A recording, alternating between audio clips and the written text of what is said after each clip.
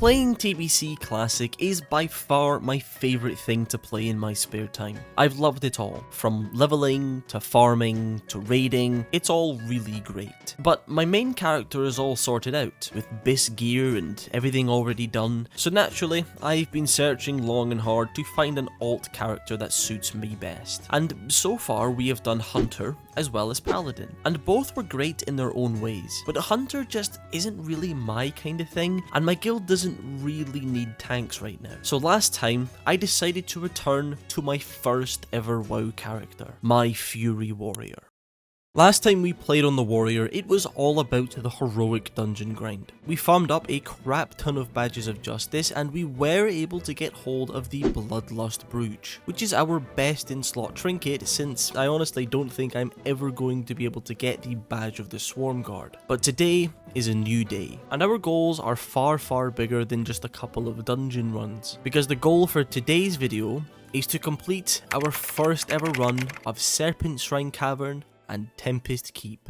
So starting things off, we are going straight into yet another heroic dungeon, Sethekk Halls. Just like last time, we do unfortunately still need to run a few more heroics. Yes, we are now in possession of the Bloodlust Brooch, which by the way feels amazing to use, but we were still after the Ring of Arathi Warlords, which is a ring that provides 23 crit and 46 attack power. And yeah, it's not huge or anything, but it's just solid stats, right? The other item that I was interested in was the Choker of Vile Intent. To be honest, this thing is kinda whatever. Currently we were massively overcapped on hit, and while there's definitely a lot better items to get stat wise than this thing, so I guess we can just skip over that one. But 100% I wanted that ring. But we aren't here just for badges, because we are also still after the Primal Nethers, 8 to be exact, so that we could craft our Drakefist hammer into Dragon Maw. And yes, last time we were able to get one after like 20 heroics, but of course I spent it on crafting the Furious Schismatic Goggles, which I genuinely think might be the coolest looking item in this game. So I'd say worth it even just for that. As for the run itself, well, this is Sethekk Halls. I think we all know how I feel about this place by now, and if not, well, all you need to know is I hate these disgusting bird people. However, this dungeon very quickly became one that I was able to do very easily every day, and that is because of the boss inside here called Anzu. It's summoned in by druids who have completed their epic flying quest chain, which, by the way, I may or may not have done the other day, but this boss can drop a very rare collectible mount. And the good thing about that is, typically this dungeon is ran by very geared players, and all I really have to say is, I don't need the mount, and 9 times out of 10, that secures me an instant invite. It's also an incredibly fun fight as a Fury Warrior, because of his second phase where a crap load of birds swoop down to attack us, and it's just an absolute cleave fest. But of course, we get him down and no mount drop. 2 runs so far and no mount? Come on Blizzard, what is this? Now unlike last time, this time my gear wasn't broken. Doesn't really help though, because I don't know why he seemed to love sheeping me specifically. But we get him down and I slam the need button on the Primal Nether. And very surprisingly, we do win it. So that's 1 down, 7 to go. So with 1 heroic dungeon down, I wasted no time and pretty much immediately went into another, and this time we're off to the Underbog. So I have actually ran this one before, but only once. I believe it was the 2nd heroic that I ever did way back on the Druid. Unfortunately though, our group composition for this was weird to say the least. We had a prop paladin, an LA shaman, and a frost mage. Luckily though, this isn't one of the harder heroics. It's kinda like a middle ground. It's not stupidly difficult like the Blood Furnace, and it's not massively easy like the Ramparts. So we were able to pull pretty large packs at a time, but we also definitely had to be careful, especially around the big bog lords. The first boss I was also going into expecting to be somewhat difficult because I really just don't understand the mushroom mechanic at all. But no, I've got to give it to this group. Despite it being a crappy composition, the DPS was pretty insane. probably because I popped wreck, but still. So we clear our way through the dungeon until we are at the second boss, Karazhan, and we decided to kill it in a pretty weird position. For whatever reason, we dragged him all the way back to the platform, and then our priest got thrown off of the edge. But despite that, we were able to get him down. But again, we kinda just cleared our way through without any issues. It was a very chill run as far as it goes.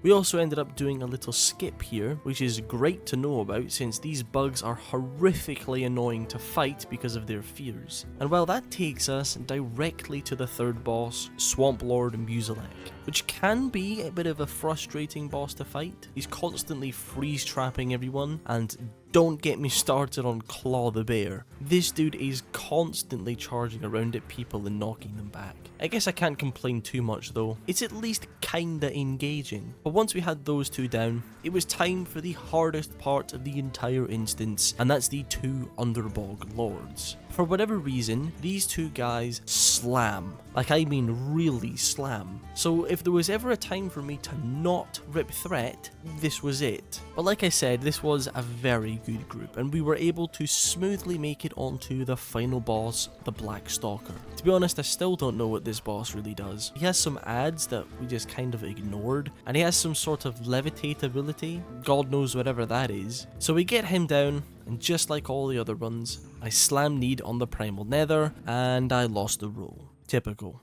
So moving on to what is our last heroic dungeon for a while, of course it had to be the Slave Pens. And as I mentioned in I think the first Warrior video, as I was recording this, it was currently the Midsummer event, which added a load of new event items and buffs and stuff, but it also added an entirely new boss to the Slave Pens, a Hoon. Now because of this boss, I was attempting to try and run the Slave Pens every single day if I had the time, because he has some really good drops that once they are gone, we would never be able to get again. Most notably is the Amulet of Bitter Hatred. And you may notice, this is almost exactly the same as the Badge of Justice Hit Neck, except it's just straight up better. He also drops some pretty solid tanking stuff that, should it drop, I wouldn't actually mind getting, just in case I have to off-tank at some point, although I don't plan to, unsurprisingly. As for the fight itself, well, it is a pretty cool one, since the devs clearly at least tried to add some mechanics to classic WoW. For the first phase, we can't actually hit a Hoon yet, and we spend it killing off a load of these ice elementals, all whilst dodging the ice spikes that are coming out of the ground. A Hoon then enters into his second phase, which is just a simple case of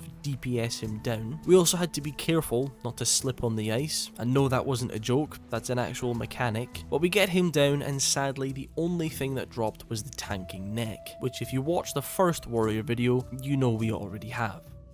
But that's not all that's exciting in the Slave Pens, because this is the only dungeon that actually has some loot that we need. The Adamantite Chain of the Unbroken. It's just a piece of dungeon loot, but this thing is actually 5th base in phase 2, which I know doesn't sound very impressive, but again, it's just dungeon loot. Now lucky for us, this is a Slave Pens, and we go through all the regular skip run stuff, like hurling ourselves off of a bridge and squeezing our way through this tiny gap in the rock, until we get to the final boss, Quagmire, which unfortunately we had to do as 4 players since the hunter had DC'd, but regardless of that, we were able to take him down, and no neck. We did, however, win the Primal Nether, so 2 down, 6 to go. So I did actually go into yet another heroic dungeon, and this time it was the Mechanar. However, I forgot to hit record, but that's okay since we have already done it before and it really wasn't that interesting of a run anyway. However, this run did give us the needed 25 badges for the ring, so excitedly, I took the portal back to Shatrath and made my way over to Geras and purchased us the Ring of Arathi Warlords. So with the heroic grind now technically finished, it was finally time. Time for us to head into our first raid on Fart and Sniff, apart from that random AQ40 we did last week anyway. And yes, I did indeed forget to hit record. And yup, not a good way to start this one off. It's okay though, I only missed out on a Tumen. And the reason I died was because I almost immediately ripped threat and died. Now this run wasn't a guild run. every single person in this group was a complete stranger. And well, to put it lightly, it was fucked. Like, this was possibly the most unoptimized raid group I have ever seen. It was just a group of guys that were throwing together a quick late night raid. And well, in order to actually get into a Karazhan group, this was just what I was going to have to put up with. Because I whispered probably close to 30 people asking to get an invite, only to be ignored. Is this really how hard it is to find a raid spot as a warrior these days? And well, when I say it was unoptimized, I really mean it. We were mostly a melee comp, with no survival hunter, and literally 0 shamans with 2 fury warriors in the group. And just to make it a little bit worse, they decided to put me with the casters, despite doing almost double the amount of damage of the other fury warrior. And well, the result of such a comp was a 4-minute long morose kill. But you know what, I wasn't really that bothered. I was just happy to be raiding at all, really. But I am going to have to try and forget that this raid ever happened. You know, I don't want to look back and think that this was my first raiding experience on my warrior. But enough complaining. Let's talk about the raid itself. Karazhan. How could you not like this raid? As much as I've loved raiding SSC and TK, the vibe of this place is immaculate, right? I mean, a haunted tower with skeleton waiters and zombies and demons and shit. It's just good fantasy stuff, right? As for the loot, well, there isn't a huge amount of relevant stuff. We've got Spiteblade and Mithril Band of the Unscarred, both of which are still pretty okay-ish, but for my 2 soft reserves, I put the first into the Iron Striders of Urgency, because currently we were still using the fell leather boots that I bought. And yeah, they're fine for leveling, but the Iron Striders are still pretty solid in Phase 2, and would be one of our biggest upgrades currently. The second soft reserve I put into the Ring of 1,000 Marks. Easily the best piece of loot for us in this raid, because it is not only best in slot for right now in Phase 2, but it's also still decent enough to use in Phase 3. So we get Maiden down, and she does end up dropping the Iron Gauntlets of the Maiden. It's nothing huge or anything, but since I am at least trying to get a hold of some tanking stuff, it's something that I would definitely be interested in picking up. So we clear through Opera Hall at probably the slowest pace I have ever seen, and we move on to doing Nightbane. And this is where everything really started to fall apart. First of all, we didn't have a shaman for Tremor Totem, so every time he feared, everyone was just completely scattered. I kept ripping threat on the ads that he spawned, and we didn't have enough heals to heal through his raid damage phase, which did indeed cause a wipe. And to make it worse, my gear had snapped because I had died literally 10 plus times in this raid so far. So I had to hearth all the way back to Shatrath and get them to summon me back.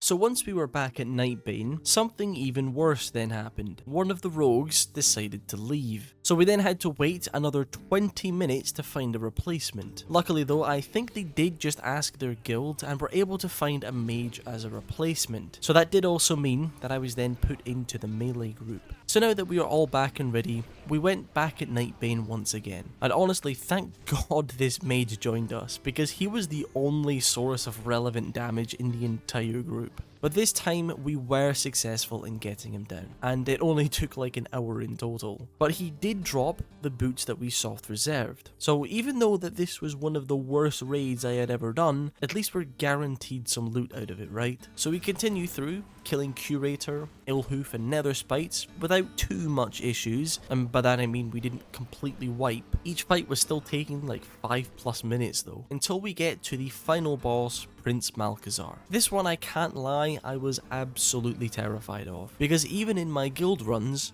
we have wiped on this boss. And honestly, thank God this mage joined us, because Malchezaar's health just wasn't moving at all. In fact, it took us so long to kill this boss that I discovered he had an entire mechanic that I had never seen before. He basically spawns in some floating weapons to attack players, kinda like in Naxxramas. But very surprisingly, we did manage to get him down first try, and he did end up dropping the Ring of 1,000 Marks. Our biggest upgrade in this raid by far. And well, I managed to get a 46 roll, which was high enough to beat the other 2 rolls, and we won the ring. I was so happy. Our first proper raid on this character, and we managed to get what is probably the best piece of gear in the entire raid. Plus we got our boots too, but then I lost the roll to this spike blade to the other warrior who rolled a 100. But who cares about that, right? I'm happy with what we got.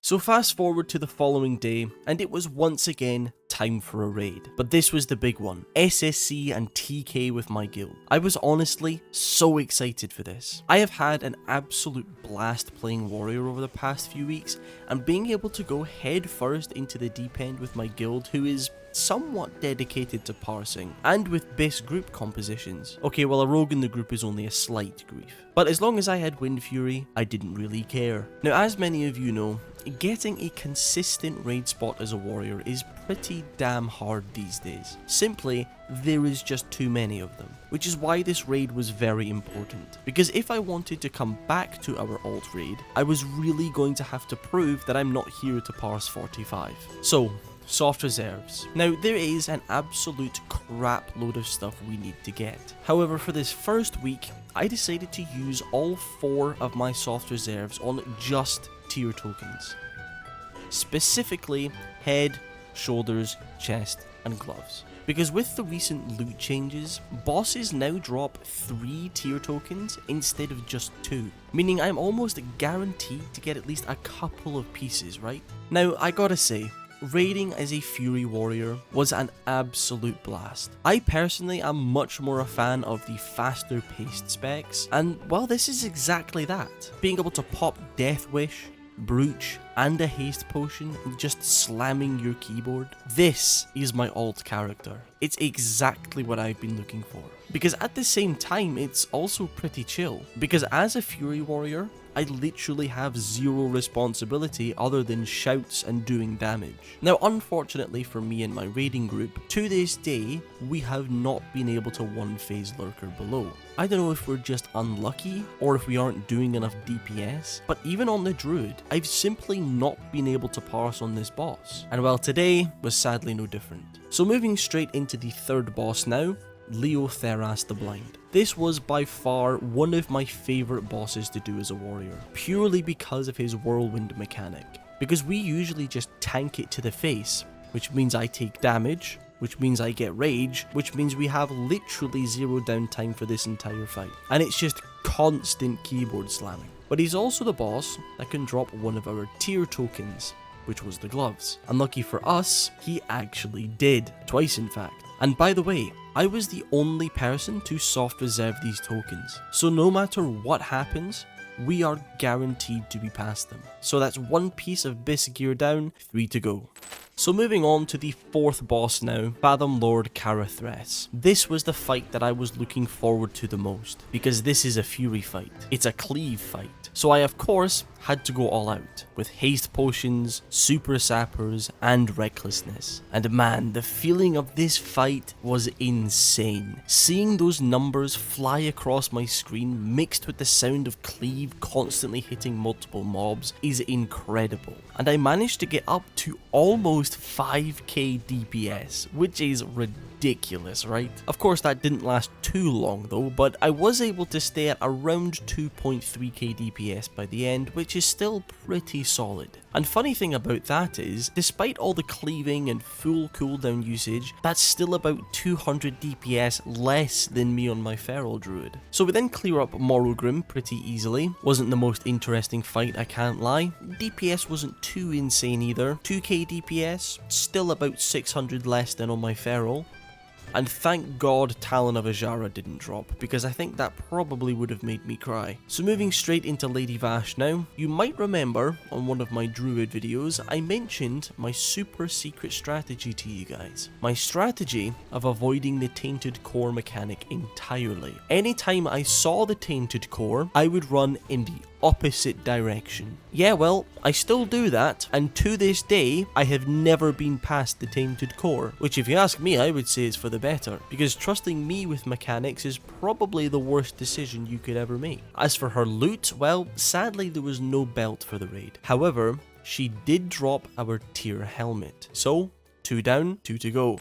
So just like all of our raids, we were finished with SSC and moved straight into Tempest Keep. So loot wise, again, there is quite a lot of really good gear for us to chase after in here, but we are sticking to the soft reserves on the tier pieces. Now if I had to pick between SSC and TK, I can't lie, I prefer TK to SSC by an absolute mile. As you guys know, I am an absolute fiend for parsing, and parsing in SSC feels literally impossible to me. Like I've mentioned before, the group that I raid with aren't massive parsers anymore, at least since phase 2 came out anyway. We are just a social guild that pugs raids for loot every week, and parsing on the lurker below in SSC is absolutely miserable, but TK doesn't feel like that at all. There is a lot less crap that you aren't forced to one phase if you want to parse. And unpopular opinion, but I like parsing on fights like Alar, because you aren't forced to kill it insanely fast, and you aren't just left there to do your rotation and hope to crit a few times. When Alar flies down, you've got a couple of very small windows to try and burst him down. The downside to that though is that one Alar fight costs like 35 gold, since you can pop like 3 haste potions. Also, I found out not long ago that Alar is immune to super zapper charges. I wonder how much gold I've wasted on just that alone. But we get Alar down,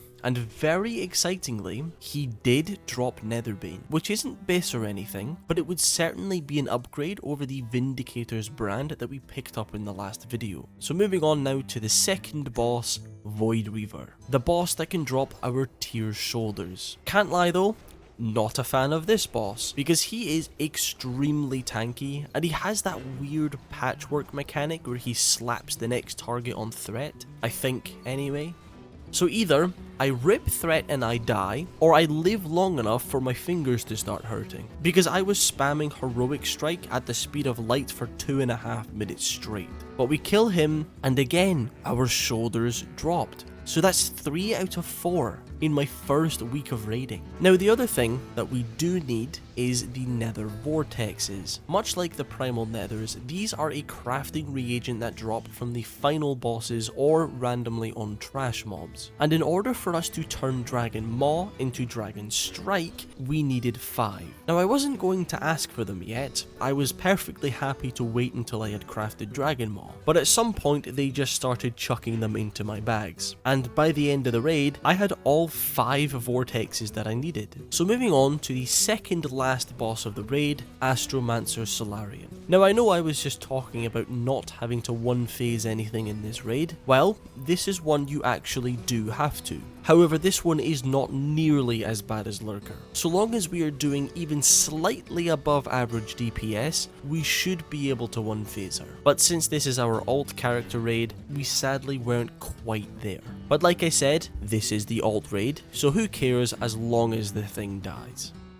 And well, that leaves us with only one boss left, who is the final boss that we needed in order to secure 4 out of 4 tier pieces on our first week of raiding. But to be honest, I didn't really care. I mean, we were already stacked. Now I'm not going to go into too much detail about this boss, purely because he does a crap ton of different mechanics and I really can't be bothered to talk about them all. One notable thing about this fight though, is that the logs don't actually count towards your overall rank, which I think is great because it stops people from making stupid mistakes on what is already a pretty complicated fight. But we get him down, and what do I see in the loot table? Our 4th and final piece of tier gear on our first week. That's insane. I mean, I don't think I've ever gotten 4 usable pieces of loot in a single raid. But like I mentioned earlier, there was also that Netherbane that dropped. So as we were flying over to Gruul's lair, they decided to roll it out, and I sadly lost with a 66 roll.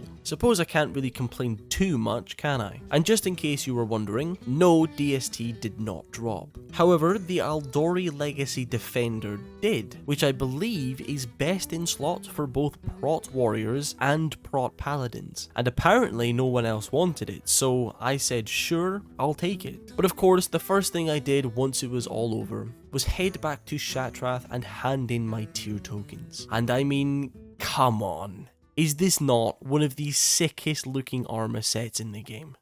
So with us now being full tier 5, to finish the week off, I of course had to get Dragonstrike crafted, but we still needed another 4 Primal Nethers. And to be honest, I had done so many heroics over the past couple weeks, and I really just wanted to get the grind over with. So I assembled a team of my most powerful allies, also known as people from my guild that would let me have the Primal Nether. Now I know we are still missing a couple of dungeons if I wanted to complete my sub goal of completing every single heroic dungeon on this character. However, I just really wanted to be done with the heroics now. I mean, we had done upwards of, what, must be close to 50 at this point. So we all agreed to do the 4 easiest and quickest dungeons possible. So the first one, obviously slave pens. And since we are all right here anyway, we went and did a quick skip run in the steam vaults, because just like the slave pens, we were able to skip most of that dungeon. We then decided to go into Auchenai Crypts,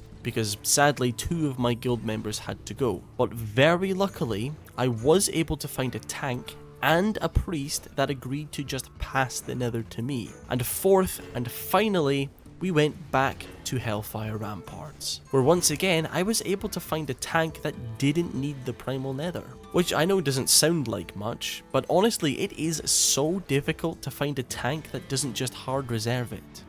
And well, with that Primal Nether in hand, we finally had all 8 nethers that we needed. So very excited, I ran over to the Shatrath anvil and I realised I actually had to level my blacksmithing that last little bit, so that's minus another 300 gold. But I crafted my Drakefist hammer into Dragon Maw, and then crafted Dragon Maw into Dragonstrike, our best in-slot weapon. So let's recap this week a little bit. Not only did I manage to actually secure my raid spot as a warrior, but we got full tier 5, a couple of prot pieces, and Dragonstrike, all in my first week of raiding. Well, I think it's safe to say this is by far my luckiest character I think I've ever had. I hope you all enjoyed today's video because I enjoyed making it. Yuri Warrior. I'm honestly having so much fun playing this character again. It's genuinely everything I've been looking for in an alt character. And yeah, it's not Druid, of course. Nothing will beat that, I don't think. But let's be honest for a second. Phase 2 is a bit of a content drought. And without this second character, I would literally just be logging on to raid once a week. But now it feels fantastic to be able to raid twice a week. And looking into the not too distant future, I'm going to have so much to do. Prepping 2 characters for phase 3, which I believe is out 27th of August. And as soon as I get that recorded, I will get to work on it. So expect a video around that time frame. Anyway, I think that is enough yapping for today. I hope you all have a wonderful rest of your day, and I will see you all later.